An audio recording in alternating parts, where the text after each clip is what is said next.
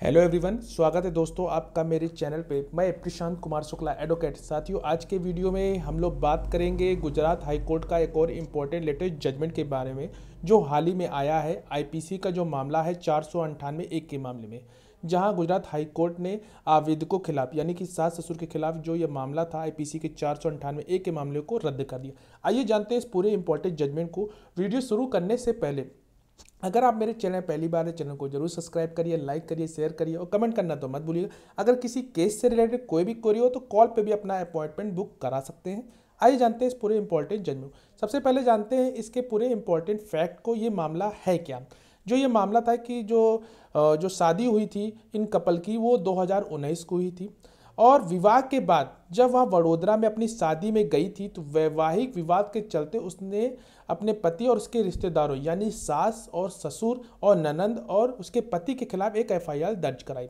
FIR में उसने मामले के अनुसार पति और उसके रिश्तेदार के कहने पर उसे मानसिक और शारीरिक का उत्पीड़न शिकार होना पड़ा। यानी कि शादी के 15 दिन बाद ही वह अंडमान निकोबार से वापस लौटने पर पति और ससुराल वालों से विवाद हो गया और गंभीर आरोप पति के खिलाफ, और क्योंकि वह उसके निजी प्रतिवादी में ज़्यादा दिलचस्पी नहीं ले रहा था, जिसके परिणाम स्वरूप वह उपेक्षित महसूस कर रही थी। आरोप यह भी है कि परिवार वालों ने उस पर इंग्लिश स्पीकिंग कोर्स करने का भी दबाव डाला ताकि उसे रोजगार मिल सके।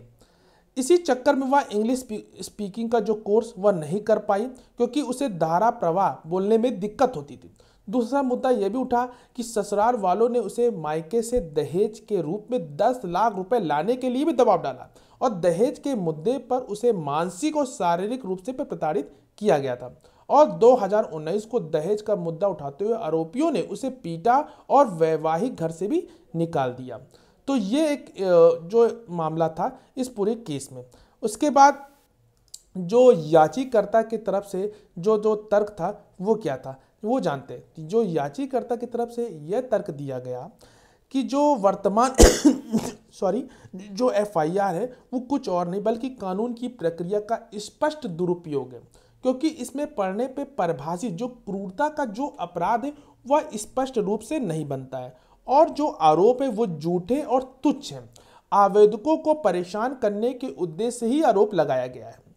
और ये भी बात सामने आई कि एफआईआर की जो सामग्री पूरी तरह से छोड़कर, जैसा कि यह है कि आवेदकों के खिलाफ कोई भी अपराध नहीं बनता है, इसलिए केवल क्रूरता शब्द का उपयोग करके आरोप लगाना प्रथम दृष्टया स्थापित करने के लिए पर्याप्त नहीं होगा।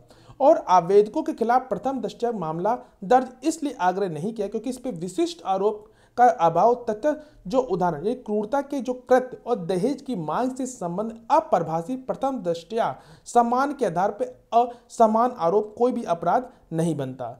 इसलिए बिना किसी सामग्री की कार्रवाई जारी रखना कानून और न्यायालय की प्रक्रिया का दुरुपयोग के अलावा और कुछ भी नहीं है। तो ये याचिकाकर्ता की तरफ से तर्क किया गया।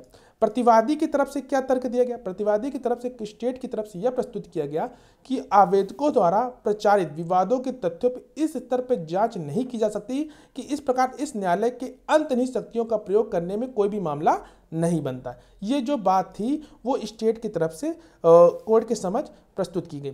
उसके बाद न्यायालय ने जो फाइनल जो कंक्लूजन में ये बताया कि जो पति के साथ गंभीर मतभेदों के कारण निजी प्रतिवादी पत्नी ने क्रूरता और दहेज की मांग के समान आरोप लगा पूरे परिवार के सदस्यों को फंसाते हुए जो प्राथमिकता दर्ज की है, इस प्रकार आवेदकों के खिलाफ लगाए गए जो आरोप हैं वो में कोई भी अपराध नहीं बनते हैं। ये एक महत्वपूर्ण बात न्यायालय ने कही और साथ ही साथ ये भी कहा कि अस्पष्ट और समान शिकायत के आधार पर आवेदकों के खिलाफ जो अभियोजन जारी रखने की अनुमति देना कानून की प्रक्रिया का भी दुरुपयोग है।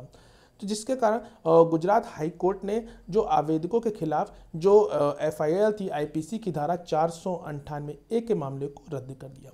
आशा करते हैं ये जजमेंट आपको समझ में आया होगा और अगर आपको जजमेंट से रिलेटेड कोई भी क्वेरी हो तो कमेंट बॉक्स में जरूर पूछेगा। इसका केस टाइटल मैं डिस्क्रिप्शन बॉक्स में दे दूंगा, आप जाकर वहाँ इसको पढ़िएगा और समझिएगा।